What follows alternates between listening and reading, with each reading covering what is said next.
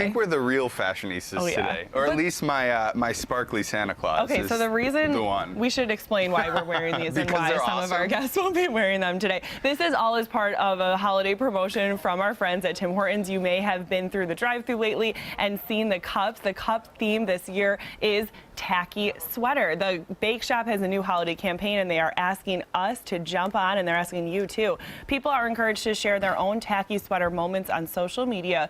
Use the hashtag Tim's Tacky Sweaters. If you forget that hashtag, it's on every single holiday cup at Tim Hortons. And if you do that, you might end up winning prize packs from Tim Hortons. They're going to randomly give them away to people who share images like these on social media. And if you purchase or donate a tacky sweater to Goodwill, you'll get a coupon for a free donut. That's a pretty good deal. So we do have to thank Tim Hortons for decking out our set with some donuts, some coffee, and also purchasing these very fashionable, very tacky holiday sweaters for us. I really like them a lot. I have to say my favorite part is that Santa is not just in his traditional red coat. He's in the I'm going to a jazz dance recital sparkly coat. I mean, he's Santa. He can do whatever he wants to. Exactly. And we're not the only ones celebrating Tacky Sweater Day here. We do have a green room shot of some of our guests who are wearing their tacky sweaters, including one that was made by his kids. We'll get to that in a little bit later coming up in the show. Okay. If you don't mind, I'm going to take mine off because we're moving on to a fashion segment, and I might just feel a little. But I'm going to leave it right here in case anyone wants to wear it throughout the show.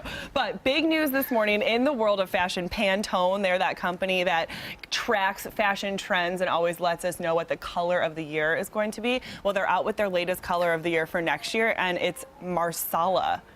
Which might confuse some people, so we need a little bit of an explanation. Yeah, on this. it's that color. It's of the wine that's used to make the sauce for that Italian chicken dish. Pantone calls it, quote, a naturally robust and earthy wine red color. Last year's, if you may remember, the color of the year was Radiant Orchid. The year before that, it was Emerald, so those were bright jewel tone colors. This is more of a earthy, it's actually really close to the color of the Tim Hortons cups. And I think that this is just something that fits perfectly because everyone loves food.